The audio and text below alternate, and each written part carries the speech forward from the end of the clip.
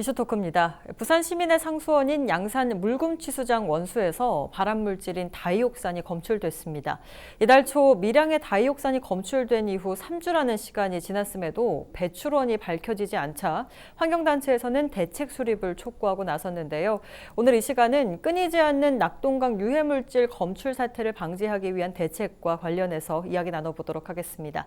부산 맑은물 범시민대책위원회 강호열 공동집행위원장, 부산 환경운동연합 민은주 사무처장과 함께합니다. 현재 스튜디오 나와 있습니다. 안녕하십니까? 안녕하세요. 네, 반갑습니다. 오늘은 이 양산 물금취수장에서 발견된 다이옥산과 관련해서 이야기를 좀 나눠보도록 하겠습니다. 낙동강 이야기도 나누게 될 텐데요.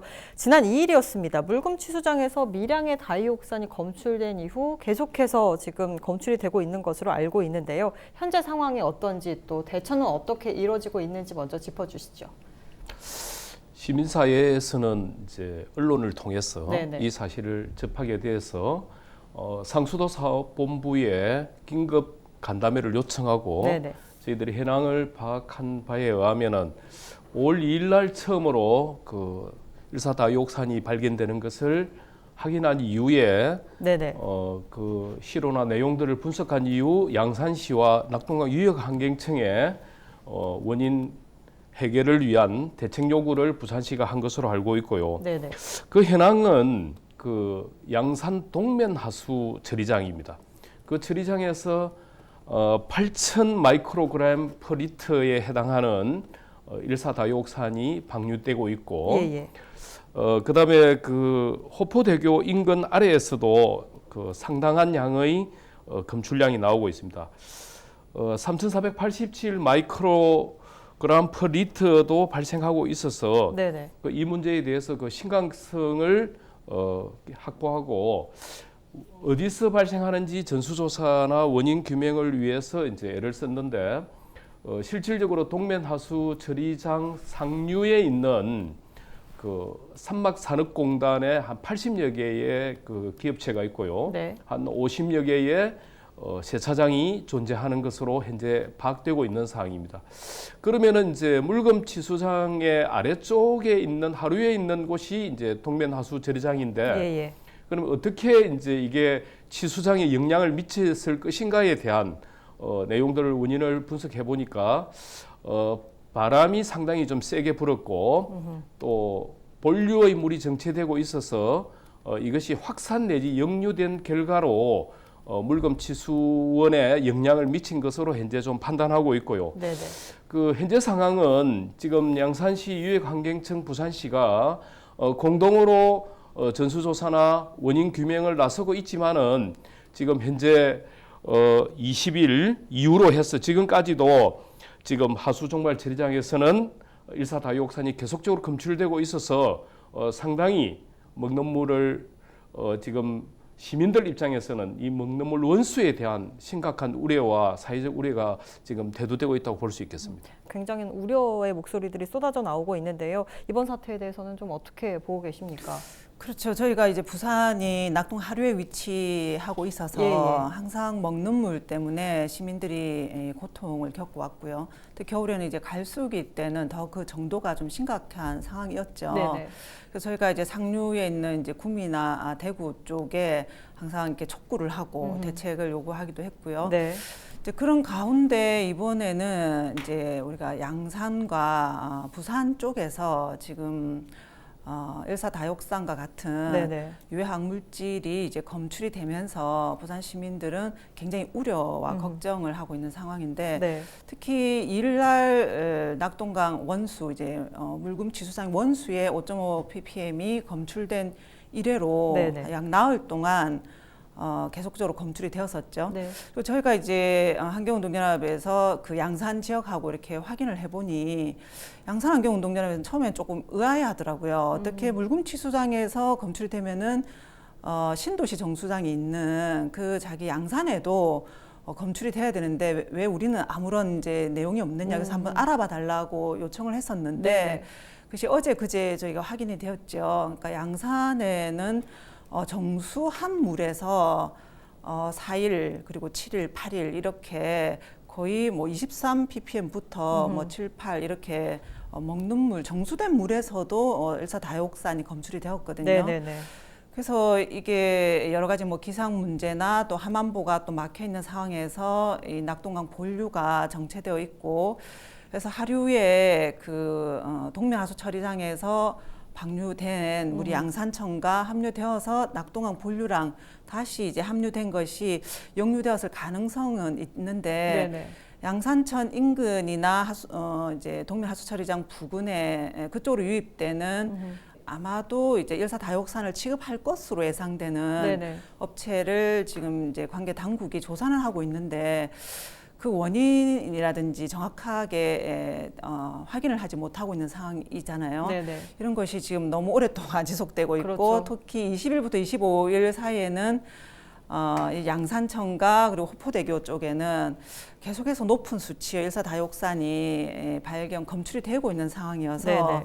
이에 대해서 정말 특단의 조치가 좀 필요한 것이 아닌가 네. 이렇게 생각되고 있습니다. 네. 10년 전에도 낙동강에서 다이옥산이 검출이 되면서 뭐 인근 대구 시민들도 많이 불안에 떨었는데, 이번에 검출된, 계속 이야기가 나오고 있습니다만, 일사다이옥산이 구체적으로 인체에 어떤 영향을 미치는지도 좀 궁금하거든요. 설명 좀 해주시죠.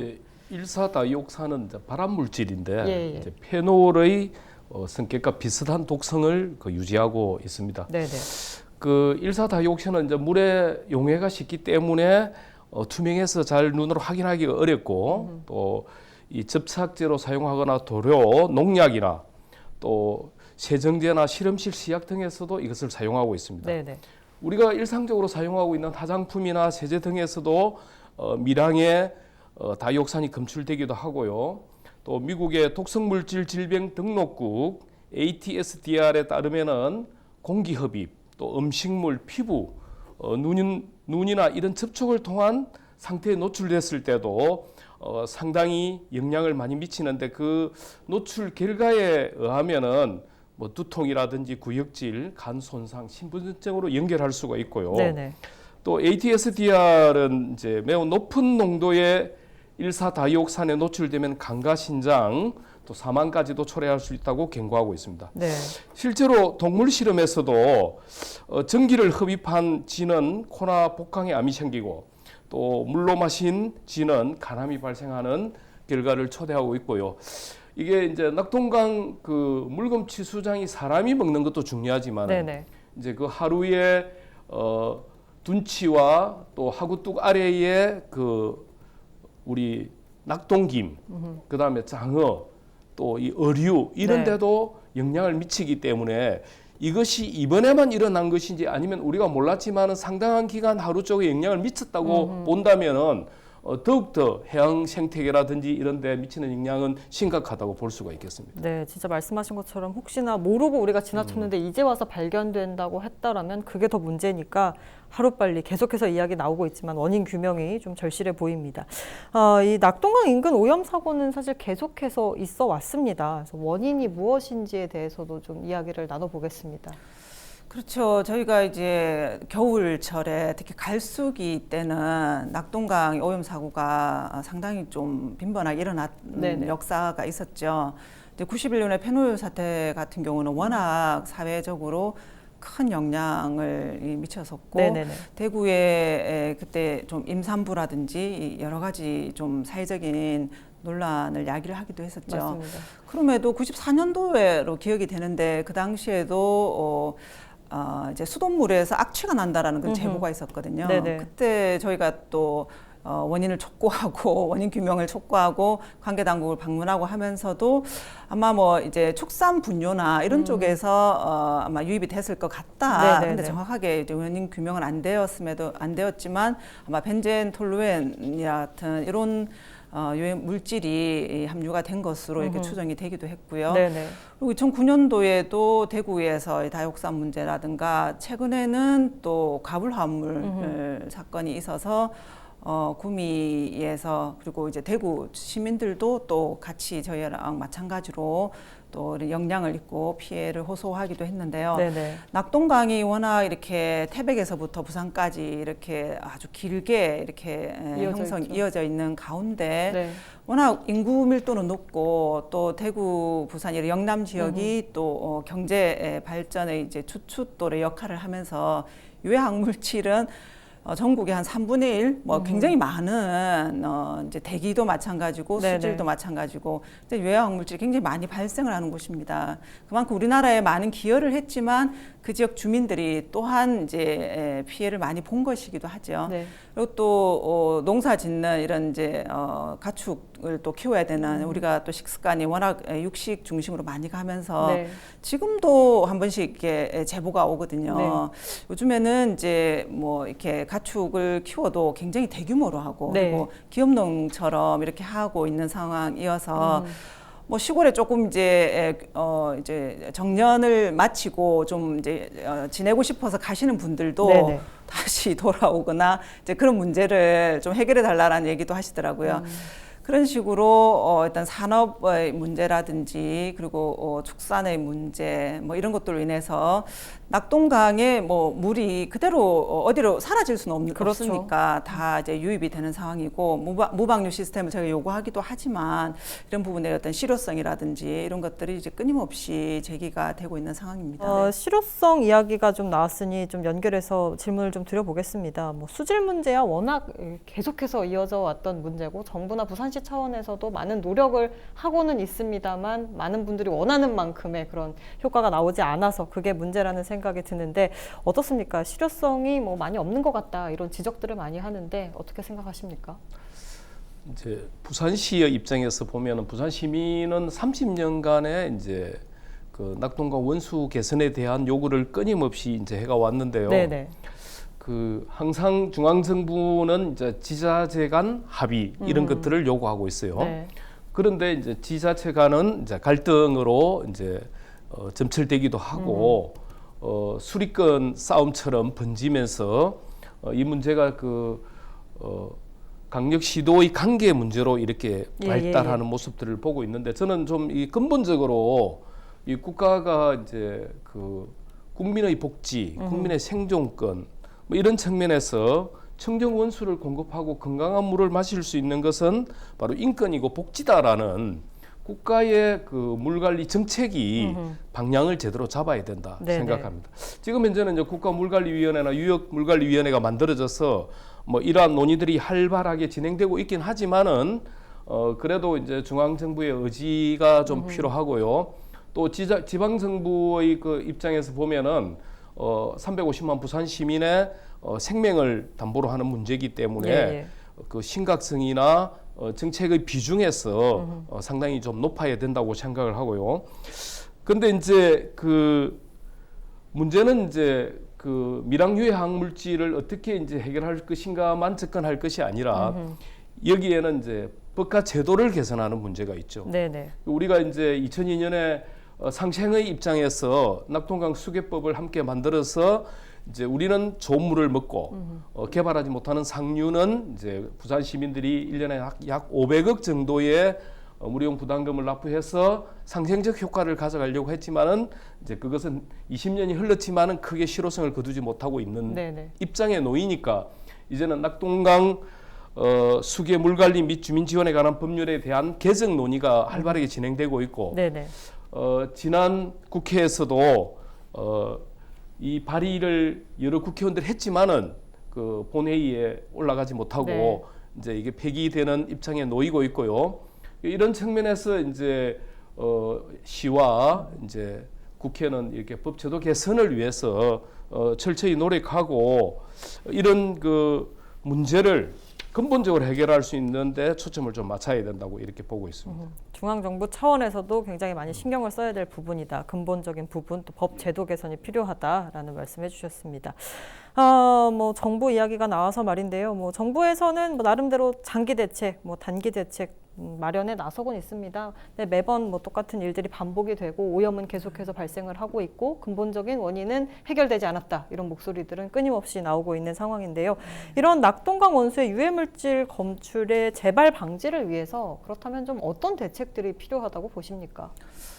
글쎄 이게 뭐 늘 반복되면서 늘 토론회도 많이 하고 네네. 공청회도 많이 하고 이제 그런 가운데 아마 2000년도에도 이제 우리는 낙동강은 이제 특별하게 정말 관리돼야 된다 이렇게 주창하면서 특별법 요구도 했었고요. 예. 이런 가운데 이제 어쨌든 4대강 수계 관리 법이 만들어져서 지금 이제 통합 관리하는 이런 단계에 이르고는 있으나 지금은 이제 큰 이제 뭐 BOD라든가 이런 부분들은 좀 어느 정도 잡아내고는 있으나 특히 인체에 크게 영향을 미치는 발암 물질과 같은 그런 이제 페놀루나 지금 다이옥산과 같은 그러한 이제 유해학 물질은 앞으로 좀 더 집중해서 관리가 돼야 된다 생각이 들거든요. 지금 1,4-다이옥산 같은 경우도 사실 양산이나 이런 경남 쪽은 사각지대 저희가 사실 신경을 많이 못 썼죠. 조금 전에도 이제 얘기했듯이 근본적으로 낙동강 원수를 살려야 되지 않겠습니까? 그렇죠. 부산 시민들의 90%가 이상이 낙동 원수에 의존을 하고 있는데 일단 보호를 좀 개방을 해야 지금 녹조 문제라든지 맞습니다. 이런 부분들이 해결이 되고 수질도 같이 좀 많이 나아질 것으로 보이고요. 그리고 이제 수변 지역이라든지 이런 구역이 좀 확대가 되어야 완충지대가 좀 만들어지면 예를 들면 일사다육산과 같은 유해 항물질도 그런 공간에서 한번 좀 이제 걸러지거나 아니면은 낙동강으로 바로 유입되는 이런 부분들이 조금 좀 제거될 수 있는 그러한 좀 공간을 마련을 한다라든지 이런 게 필요하겠죠. 그래서 뭐 시민들하고도 끊임없이 소통을 하고 공유하고 정보를 공유하는 것도 굉장히 중요하겠죠. 뭐 원인 규명이 안 됐다고 해서 거의 뭐 20여일을 밝히지 않고 쉬쉬하거나 이런 부분들은 정말 좀 문제가 있을 것 같고요. 그래서 뭐 예를 들면 하수 처리장의 이제 방류수 수질 기준에도 우리가 다육산과 같은 이런 유해학 물질의 방류 기준을 명확하게 설정을 해서 제도화 시키고 관리해 나가는 것도 필요할 것이고, 그래서 좀 특히 낙동강 본류와 양산천 지류들이 좀 만나는 이제 합류 지점 같은 경우는 유해학 물질과 관련해서는 만약에 이렇게 조금 이제 데이터가 튀거나 조금 오염원이 높게 나타나는 경우에는 자동 측정망들을 좀 배치를 해서 좀 시민들이 바로바로 좀 인지가 되거나 공유할 수 있는 그런 시스템을 마련하는 것도 필요하지 않겠냐 이런 생각이 듭니다. 네, 그러니까 명확한 조사 또 규제와 관리가 필요하고 보를 개방하고 뭐 완충지대를 조성하고 또 결과가 나오면 시민들에게 좀 투명하게 공개를 해서 모두가 다 알 수 있게 해야 된다라는 말씀을 해주셨습니다. 네, 같은 질문 드리겠습니다. 어떻게 생각하십니까? 어떤 대책들이 좀 필요하다고 생각을 하시나요? 일단 이번 사태의 이제 원인이 이제 하수 종말 처리장의 방류수가 이제 문제가 된 거거든요. 그 지금 양산천의 문제뿐만이 아니고 지금 구미의 국가공단이라든지 대구의 성서공단이라든지 또 김해의 상동의 공단이라든지 이런 부분에서 하수와 폐수의 분리 처리를 저희들이 끊임없이 요구하고 있어요.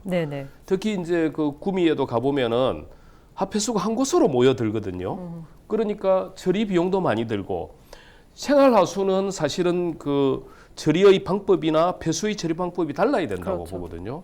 그래서 이제 이 분리 배출이 처리하는 방법에 대해서 요구하고 있고, 그다음에 이제 폐수 부분에 대해서는 이제 무방류 시스템을 도입하자는 이제 논의와 의견들이 있고, 환경부에서는 시범 운영을 하겠다는 계획들이 있는데, 이 무방류 시스템을 적용했을 때 최종 단계에서 나오는 오니슬러지의 마지막 처리 방법이라든지 또 이게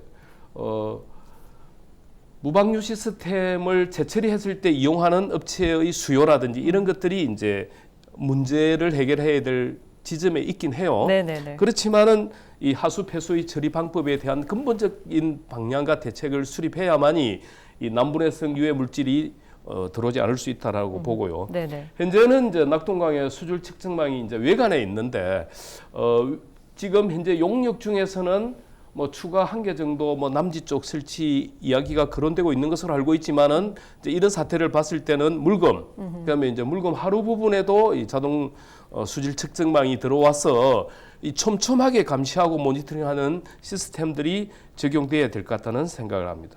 양수 물금치수장에서 검출된 발암물질과 관련해서 오늘 이야기를 좀 나눠봤는데요. 앞으로 이 맑은물 확보를 위해서 또 중앙에서 또 다른 지자체 간 낙동강 수계에 있는 다른 지자체 또 민간이 경계 없이 합동을 해서 부산 시민들을 넘어서 국민들에게 맑은 물이 공급되는 그날까지 정말 많은 노력이 있었으면 좋겠습니다. 이슈토크 오늘은 여기서 마칩니다. 고맙습니다.